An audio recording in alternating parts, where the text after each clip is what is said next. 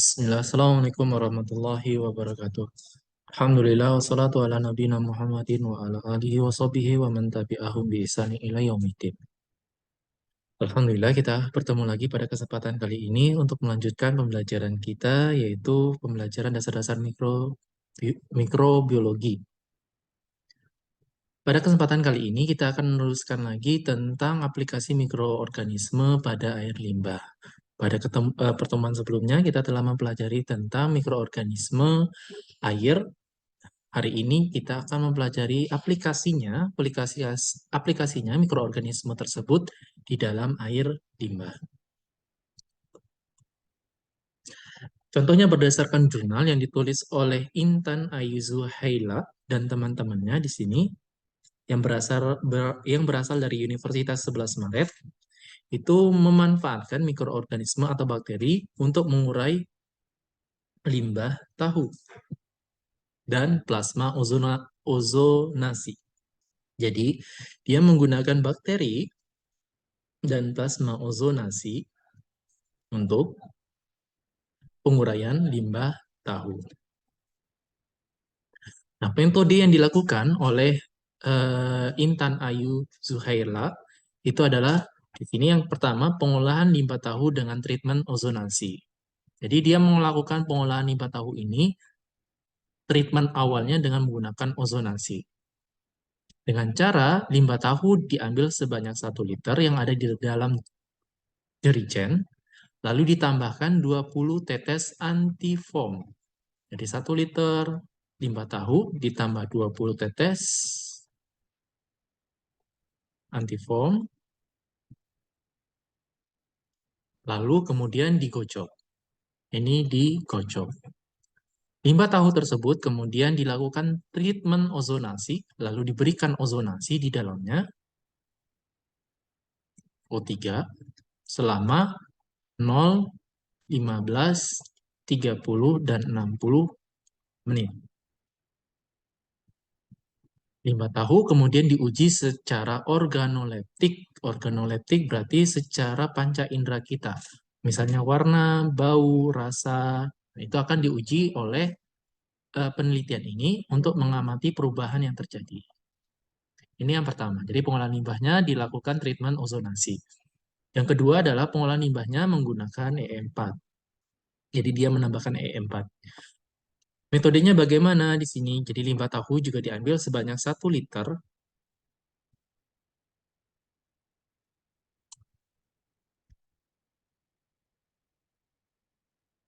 Oke, 1 liter limbah tahu lalu ditambahkan 1 mililiter E4 dan ditambahkan lagi 20 tetes antifoam. Nah, lalu digocok. Berarti di sini dia menggunakan 2 dirigen ya. Jadi dirigen pertama dan dirigen kedua, ada 2 dirigen, dimasukkan 1 liter limbah tahu, ditambahkan E4 dan 20 tetes antifoam. Begitu juga dirigen yang kedua. Lalu digocok. Limbah tahu kemudian dilakukan treatment menggunakan plasma ozonasi selama 60 menit dan aerator selama 1 menit. Jadi di sini dirigennya dimasukkan lagi ozonasi O3 dan aerator. Berarti dimasukkan oksigen O2 selama 1 menit. Ozonasinya 60 menit, tapi aeratornya 1 menit. Lalu dilakukan juga sama uji organoleptik pada limbah tahu hasil treatment dilakukan pada hari ke-0. Jadi uji organoleptiknya itu dilakukan pada hari ke-0, pada awal perlakuan maksudnya, lalu di hari ketiga, 5, dan 7. Gampang ya untuk penelitiannya. Dan yang terakhir, itu adalah pembuatan pupuk cair dari limbah cair. Nah, dengan cara seperti apa di sini? Limbah tahu sebanyak masing-masing 1 liter, itu sebanyak 2 dirigen ditambahkan, jadi 1 liter dimasukkan 2 buah dirigen, lalu limbah tahu, lalu ditambahkan 20 ml E4. Nah, pada yang kedua tadi hanya 1 mili. Nih, 1 mili E4. Kalau ini 20 mili E4. Dan ditambahkan 20 mili molase pada salah satu drigen ditambahkan 15 tetes antifoam. Jadi satu ini tidak ditambahkan antifoam, ini tanpa pemberian antifoam, satu drigen. Yang drigen yang kedua perlakuannya sama, 1 liter limbah tahu ditambahkan 20 mili, ini 20 mili E4 dan 20 mili molase. Namun ada penambahannya. Penambahannya adalah di sini anti foamnya ditambah 15 tetes anti foam.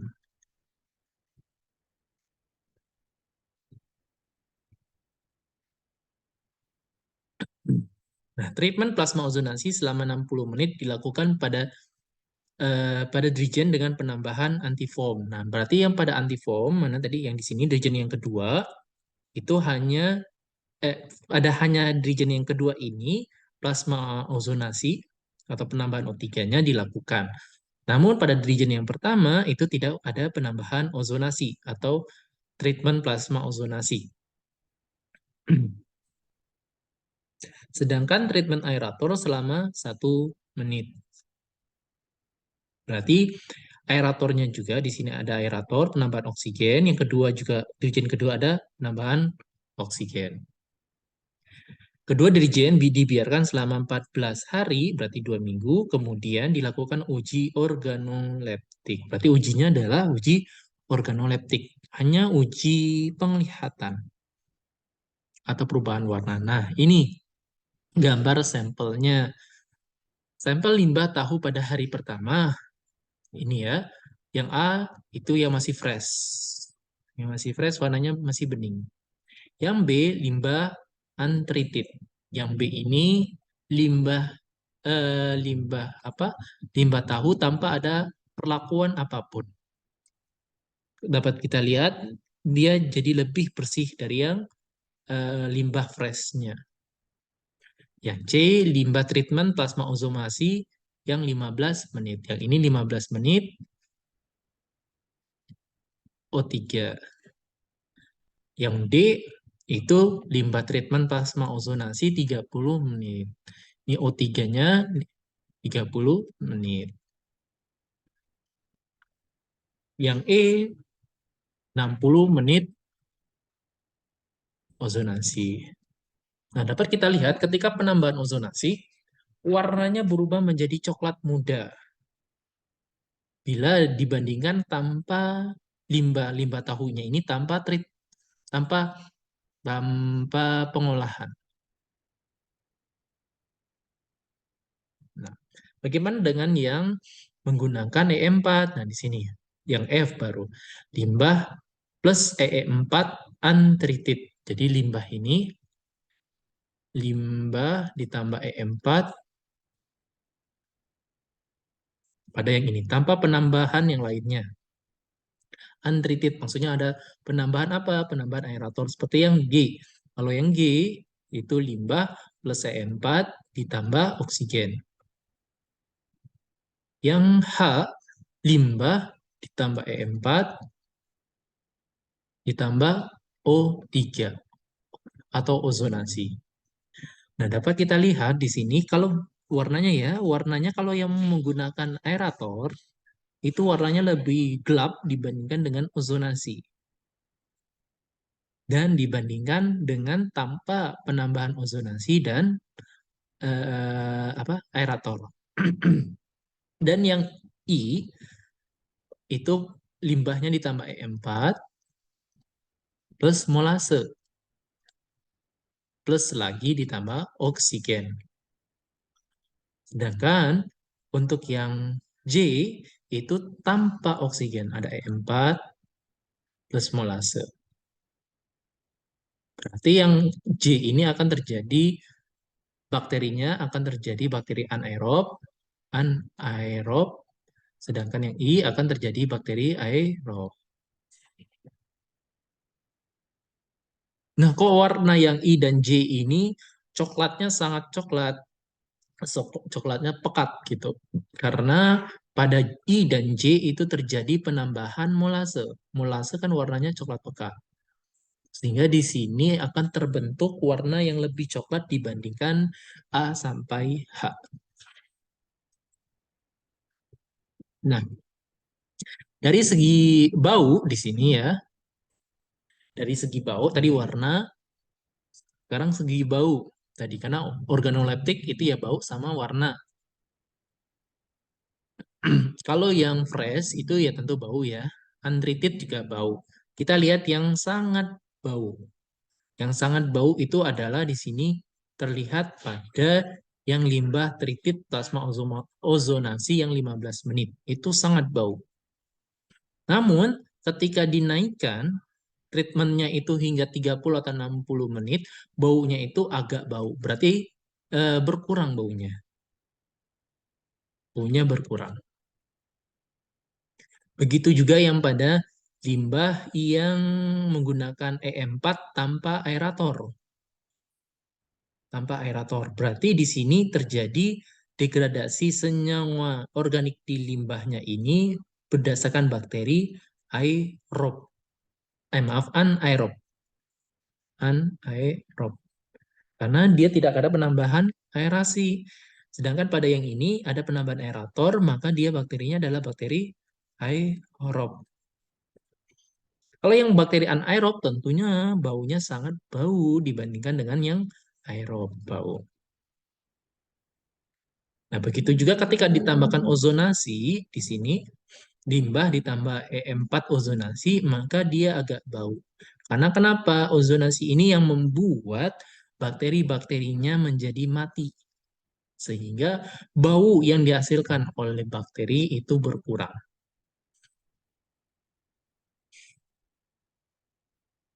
Nah, ini juga kita lihat tadi molase dan aerator juga itu juga sangat bau. Begitu juga yang ini terakhir adalah molase sama ozonasi. Walaupun ditambahkan ozonasi, tapi bakterinya juga lumayan sangat bau di sini.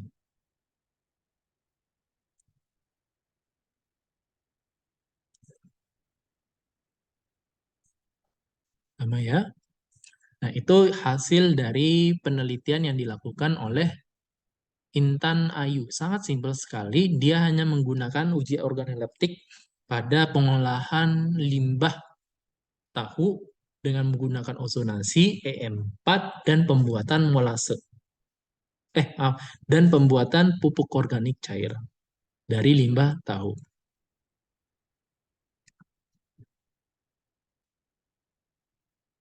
Sudah.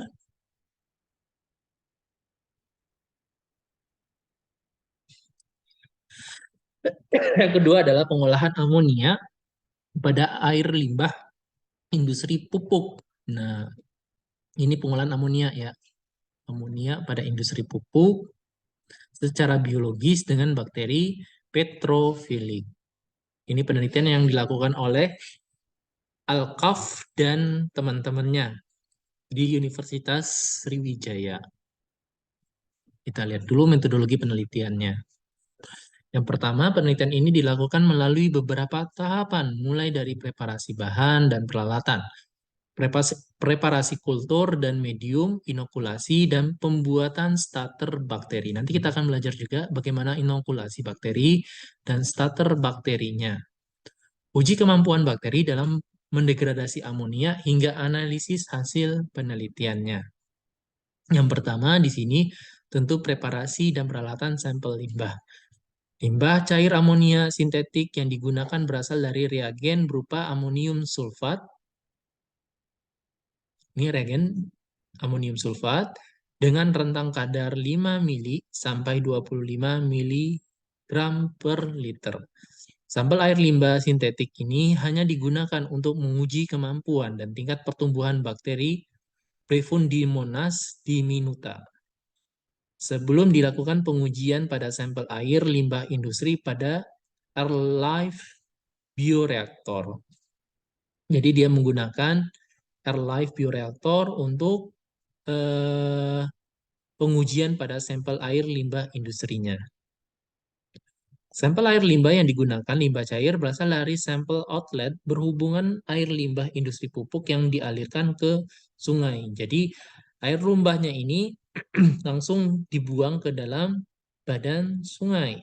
Setelah dilakukan analisa, kadar amonia yang terdapat pada sampel air limbah tersebut sebesar 2,64 mg per liter. Ini eh, kadar amonia awal. Yang kedua adalah preparasi alat dan bahan. Selain persiapan sampel limbah, dilakukan juga persiapan medium yang digunakan berupa medium Zobel dengan perbandingan komposisi 5 gram pepton. Jadi pertama adalah 5 gram pepton, 1 gram yeast extract, 0,012 gram K2HPO4, 0,01 gram FeSO4. Ini yang untuk digunakan untuk pembuatan mediumnya.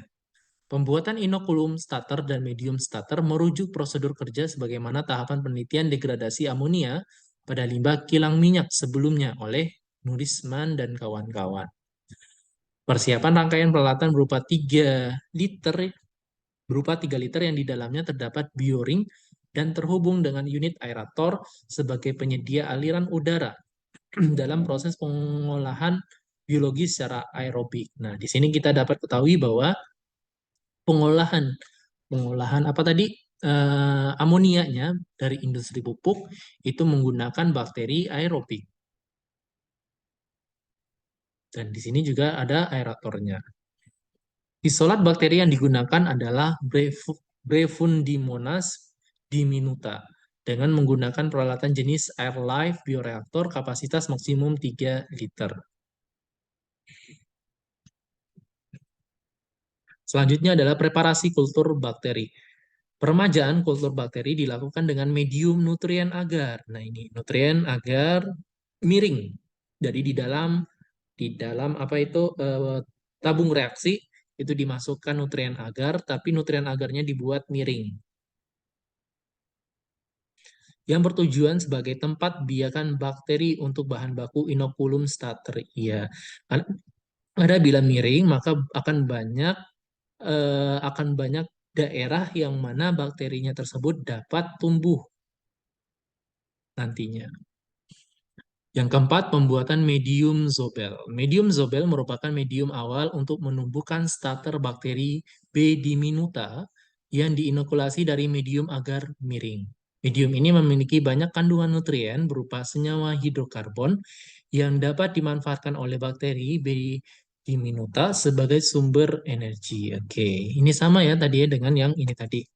Preparasi kulturnya dia menggunakan nitrogen agar. Nitrogen agar ini tadi udah dibuat lalu dikembangkan eh, medium zobelnya menggunakan starter bakteri B. diminuta tadi. Yang kelima, inokulasi B. diminuta pada medium zobel pembuatan starter bakterinya yaitu berupa kultur bakteri yang telah disiapkan pada medium. Tadi agar-agar tadi miring diinokulasi pada medium zobel yang nantinya akan dicampurkan langsung sebagai starter dengan limbah industri yang digunakan pada tahapan utama penelitian ini. Lalu bagaimana untuk pertumbuhan atau degradasi amoniaknya? Nah, ini yang nomor 6. Sebelum dilakukan pengujian terhadap sampel air limbah industri, dilakukan uji pertumbuhan bakteri pada limbah sintetik dengan kadar amonia hingga 25 mg per liter. Tadi. Hasilnya menunjukkan koloni bakteri B. diminuta teramati tumbuh dengan baik dalam masa inokulasi dalam inkubator selama 1 kali 24 jam pada sampel amonia sintetik 5 mg per liter sampai 25 mg per liter. Hal ini mengidentifikasikan bahwa isolat bakteri yang digunakan mampu tumbuh dan dapat digunakan untuk sampel limbah industri pupuk dengan kadar amonia yang lebih rendah.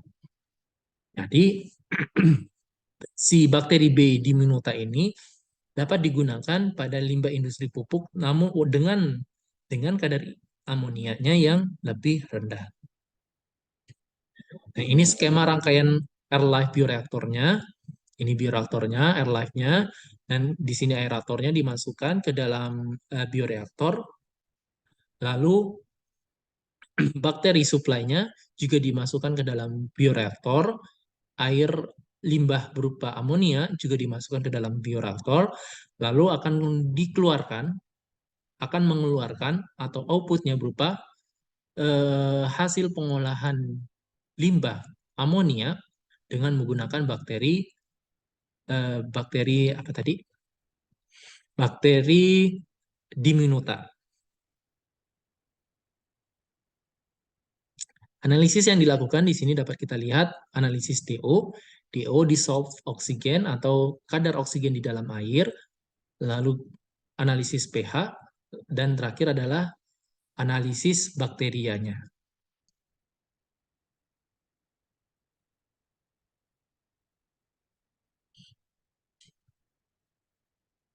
Sayang di sini tidak ada analisis COD atau BOD yang ada diterangkan di sini ya.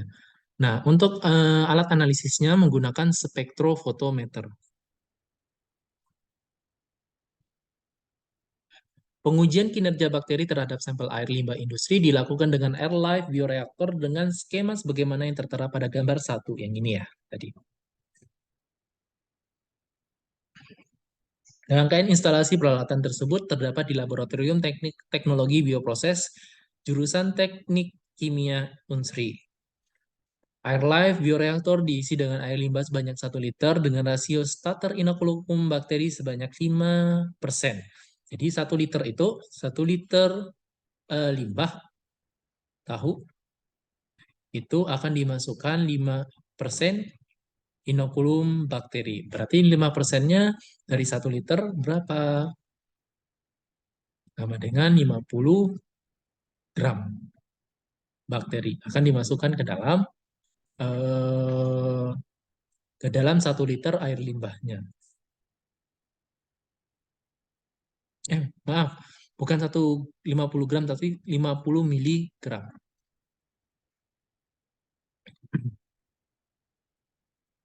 Nah, lalu di dalam air life bioreaktor ini juga disuplai aliran udara dengan laju debit 1,5 3 4,5 liter per menit pada suhu kamar dan tekanan atmosferik.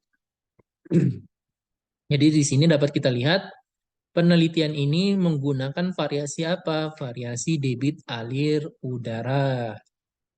Dan juga di sini juga disebutkan juga waktu operasi dimulai sejak proses aerasi dilakukan dan diamati secara berkala dengan variasi waktu 1,5 jam, 3 jam, 4,5 jam, dan 6 jam. Berarti variasi kedua adalah variasi waktu proses degradasi. Pertama adalah waktu aliran udara atau kecepatan udara.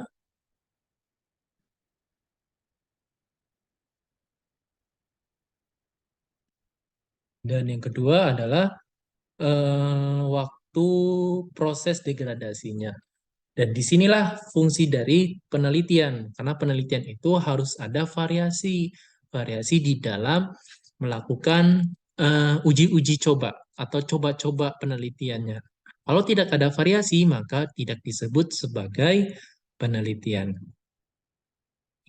Sampel limbah yang digunakan merupakan sampel limbah industri dengan menggunakan 3 kode sampel, yaitu FA01, FA02, dan FA03 dengan variasi laju aliran udara pada proses aerasi masing-masing tadi sudah ya 1,5, 3, dan 4,5 liter per menit. Setiap waktu operasi dilakukan analisis terhadap 4 variabel pH, ya berupa pH, DO, dan populasi bakteri dan kadar amonia. Oh, di sini ada kadar amoniak ya. Oke. Oh iya, kenapa dia tidak menggunakan COD? Karena limbahnya, maaf, tadi karena limbahnya bukan limbah organik, tapi limbahnya adalah limbah amonia. Makanya analisisnya adalah analisis amonia. Ya benar, analisis amoniak dengan menggunakan spektrofotometer.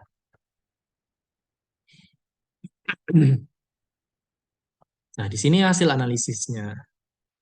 Ada? Oke, kita langsung lihat di sini aja di grafik untuk pH-nya. pH untuk pH untuk operasinya, masing-masing operasi. Di sini operasinya dari 0 jam, 1,5 jam, 3 jam, 4,5 jam, sampai 6 jam. Dapat kita lihat di sini, semakin lama waktu operasi, maka pH-nya akan semakin basah, yaitu pH-nya paling minimal basahnya itu adalah di sini dapat kita lihat 8,4 tan pH-nya. Dan paling tinggi itu pada pH 8,9, yaitu pada Fa01. Kita lihat Fa01 itu merupakan Fa atau pengolahan limbah dengan variasi aliran udaranya 1,5 jam. 1,5 liter per menit. Jadi yang Fa ini 1,5 liter per menit aliran udaranya, ini 3 liter per menit, sedangkan ini adalah 4,5 liter per menit. Ya, 4,5 liter per menit. Yang warna abu-abu.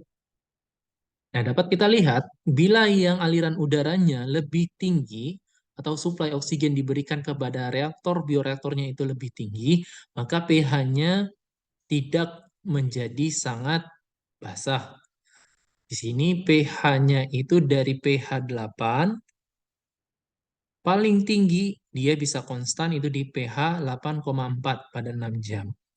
Namun pada variasi 1,5 liter per menit untuk oksigennya, O2-nya, atau suplai oksigennya itu bisa dibilang paling rendah dibandingkan dengan yang lainnya, maka pH-nya akan meningkat dari 7,8 menjadi 8,9. Sehingga dapat diketahui bahwa semakin sedikit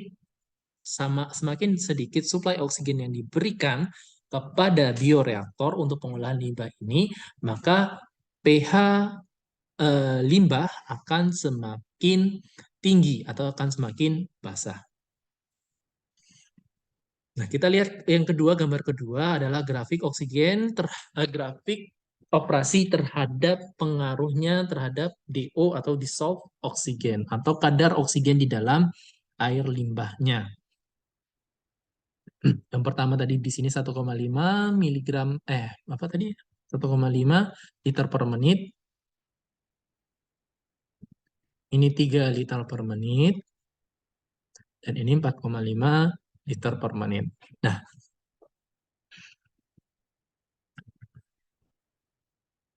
dapat kita lihat juga di sini, bila yang 4,5 liter per menit dikasih oksigennya yang warna abu-abu ini, maka DO-nya itu tetap stabil.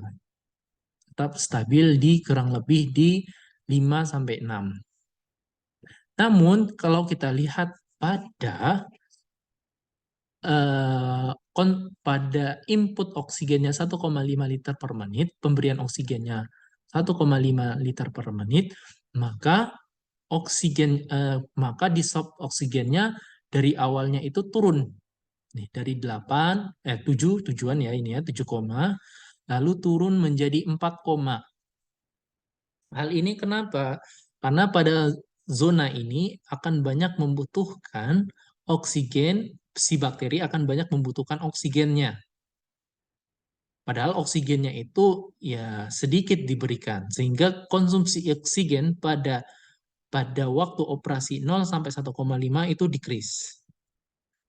Nah, di sini juga akan terjadi pengurangan bakteri karena bagi bakteri yang tidak mendapatkan konsumsi oksigen, maka dia akan mati. Nah, pada waktu 1,5 sampai 3, maka dia mulai stabil. DO-nya mulai stabil, sehingga bakterinya juga dapat kita lihat di sini juga akan stabil. Namun pada 3 jam sampai 6 jam dia akan meningkat ini. DO-nya meningkat. DO-nya meningkat. Hal ini menunjukkan bahwa pada waktu 1,5 sampai 3 akan banyak bakteri yang mati. Dan bakteri yang mati ini akan mengurangi bakteri bakteri aerob. Nah, ini terbukti dengan pada waktu 3 sampai 6 jam kadar oksigennya meningkat yang menunjukkan bahwa oksigen itu sedikit digunakan oleh bakteri sehingga dia dapat meningkat. Begitu juga pada eh, pada pemberian oksigen dengan kecepatan 3 liter per menit. Kalau kita lihat di sini, dia akan tetap stabil dari 0 sampai 4,5 jam. Dan namun, pada 4,5 jam sampai 6, dia meningkat kadar oksigennya. Hal ini kenapa? Karena pada waktu ini 4,5 sampai 6 jam, itu bakterinya banyak yang, bakteri aerobnya banyak yang mati atau decay. Sehingga karena bakteri aerobnya banyak yang mati, oksigennya akan meningkat. Kadar oksigennya akan meningkat. Yang terakhir, belum ya, ini yang ketiga, analisis yang ketiga adalah pengaruh operasi terhadap populasi bakterinya. Nah, dapat kita lihat di sini juga ya. Nah, kalau pasti ada pengaruh antara populasi dengan jumlah oksigen tadi. Nah, kalau kita lihat tadi ini adalah 1,5 liter per menit. Ini 3 liter per menit. Dan ini 4,5 liter per menit. Kalau kita lihat di sini, pada 4,5 liter per menit, populasi bakterinya tetap stabil. Walaupun ada yang turun, ini mungkin ada yang decay, lalu hidup lagi. Ada yang decay, lalu hidup lagi. Begitu juga, namun stabil, tetap stabil. Sehingga DO-nya juga di sini juga tadinya mana yang warna abu-abu ya di sini tadinya naik lalu turun lagi stabil. Begitu juga pada yang 3 liter per menit itu tetap stabil. Dan 4,5 liter per menit 1,5 liter per menit itu dari tinggi ini populasi bakterinya tinggi terus turun tadi. Terus naik lagi, terus turun lagi. Ini juga sesuai dengan yang DO-nya. DO-nya kenapa ini naik? Pada yang 1,5 liter per menit ini naik ini DO-nya. Nah, karena bakterinya pada 1,5 liter itu pada 4,5 dari 3 jam sampai ke 6 jam itu bakterinya turun. Nah, yang terakhir adalah kandungan amoniaknya, kandungan amoniaknya. Kandungan amoniaknya pada 1,5 3 dan 4,5 liter per menit. Kita lihat dulu 4,5 liter per menit.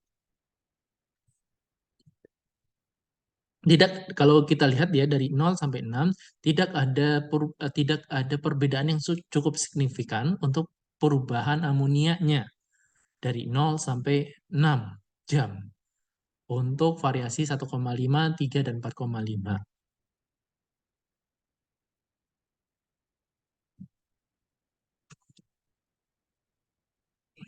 Ini demikian untuk yang analisis pada penelitian Alkaf dan teman-temannya untuk pengolahan amonia menggunakan bakteri. Nah, yang terakhir adalah ini pengolahan air limbah menggunakan bakteri juga. Nih, pengolahan air limbah menggunakan bakteri. Bakteri apa? Bakteri aerobik dengan bantuan microbubble generation. Ini adalah penelitian saya dulu ketika waktu S2 aplikasinya. Nah, metodologinya seperti apa di sini? Metodologinya, limbah aerobiknya kita menggunakan di sini tepung tapioka. Tepung tapioka dengan konsentrasi 1643 mg per liter. Jadi yang pertama ada tepung tapioka.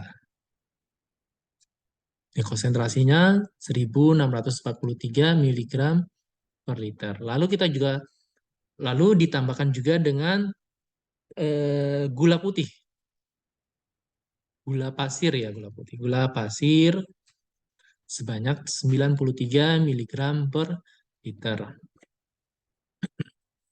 Lalu di sini juga kita menambahkan bakterinya itu yang eh bentar. Oke. Ya, kita mendapatkan bakteri itu dari IPAL yang ada di salah satu kota Yogyakarta. Lalu kita kembang biakan di laboratorium.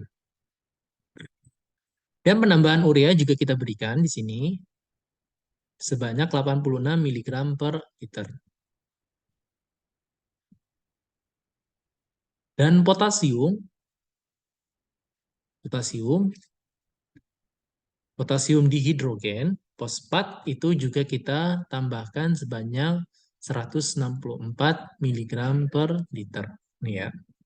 Potasium dihidrogen fosfat itu ditambahkan 164 miligram per liter.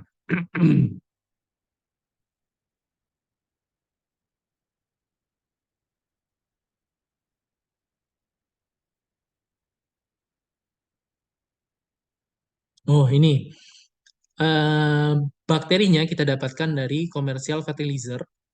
Nih, by Tani Majud Trading Company di Yogyakarta. Itu kita dapatkan bakterinya. Bakterinya kita dapatkan dari sana. Lalu kita uji terlebih dahulu ketika ini kita tambahkan ke dalam suatu reaktor, bioreaktor, maka kita uji misalnya reaktornya itu bentuknya seperti apa, seperti akuarium ini. Nanti ada gambarnya. Dimasukkan air limbahnya, air limbah buatan atau limbah artifisial kita gunakan. Lalu ini input, ini output. Nah, ranknya yang ketika inputnya itu masuk di dalam pengolahan limbah ini bioreaktor itu ranknya itu antara 1.400 sampai 2.000. 1.400 sampai 2.000 miligram per liter.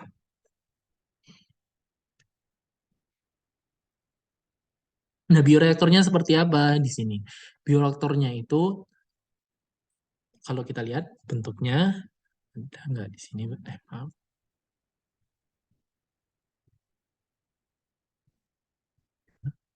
Nah, bentuknya seperti akuarium seperti ini. Akuarium. Akuariumnya dengan ukuran 75 cm, 50 cm, dan 40 cm. 75 itu panjangnya, 50 itu adalah lebarnya, dan 40 itu adalah ketinggiannya. Yang mana kita membutuhkan microbubble generation, atau ini adalah suatu alat untuk menghasilkan ukuran bubble atau ukuran oksigen, bubble oksigen yang lebih kecil dengan ukuran mikro, bubble. Kalau kita lihat pada aerasi-aerasi ikan akuarium, itu kan ukuran bubble-nya gede-gede ya, besar-besar sekali. Nah, itu kita buat perkecil ukuran bubble-nya dengan ukuran mikro. Harapannya apa? Harapannya ketika bubble-bubble ini dilepaskan, dia akan pecah di dalam akuarium. Maaf, di dalam air. Bubble ini akan meletus atau pecah sebelum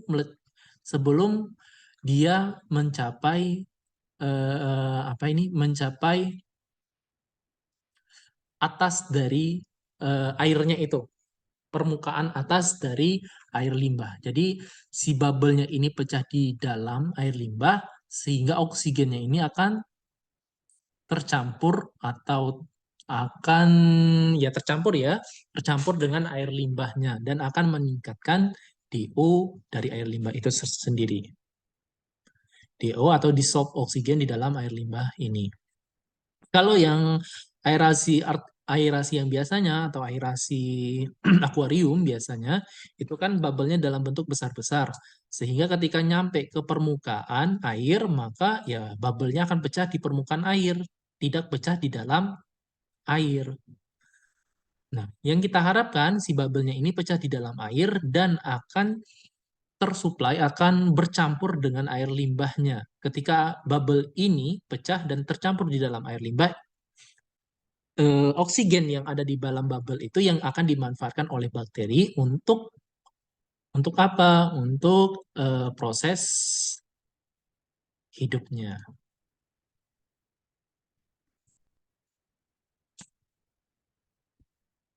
Nah, bentuknya seperti ini. Ini bentuk mikrobubble-nya, alat mikrobubble-nya, lalu disuplai oleh pompa.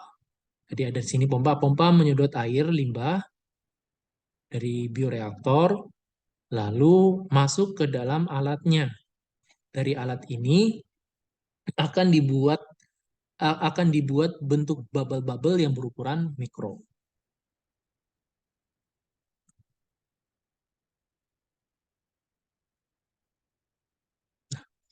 Kita lihat aja di sini. Ini bentuk alatnya microbubble generation. Nah, di sini ada bola, yang mana bola ini yang berada di tengah-tengah alat. Fungsi bola ini buat apa? Buat menghalangi oksigen yang masuk ke sini dan keluar ke sini. Jadi oksigennya itu akan akan mengalir di bagian celah-celahnya ini. Bagian-bagian bola yang ada di tengahnya. Nah, bentuk dari tempat biobalnya, tempat bakterinya kita taruh di dalam biobal seperti ini. Yang warna putih-putih itu adalah bakterinya.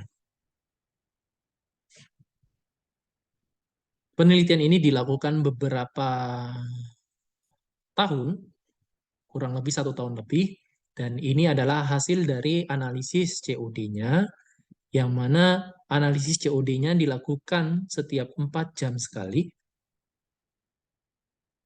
selama 24 jam.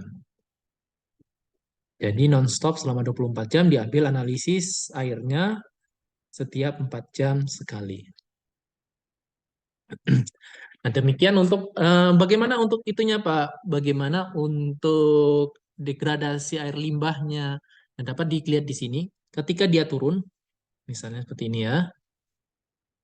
Ini ada yang turun, terus naik, turun, naik, turun, naik, turun, naik. Nah, maksudnya apa di sini? Ketika dia turun, ini adalah fase di mana bakterinya mengkonsumsi si senyawa organiknya. Ketika dia naik, ini adalah fase di mana air limbah ditambahkan. Terus turun lagi di mana proses degradasi air limbah, naik lagi di mana proses penambahan air limbah. Jadi kalau naik, naik berarti air limbah ditambahkan. Kalau turun, berarti proses degradasi air limbahnya. Oke. Ini salah satu dari bentuk pengolahan air limbah yang pernah Bapak lakukan ketika di S2 di S2 waktu Bapak di UGM. Oke. Demikian untuk pembahasan aplikasi mikrobiologi pada proses pengolahan air limbah. Bila ada pertanyaan, silakan ditanyakan di grup diskusi kita. Bila ada tutur kata yang salah, saya mohon maaf. Saya tutup. Assalamualaikum warahmatullahi wabarakatuh.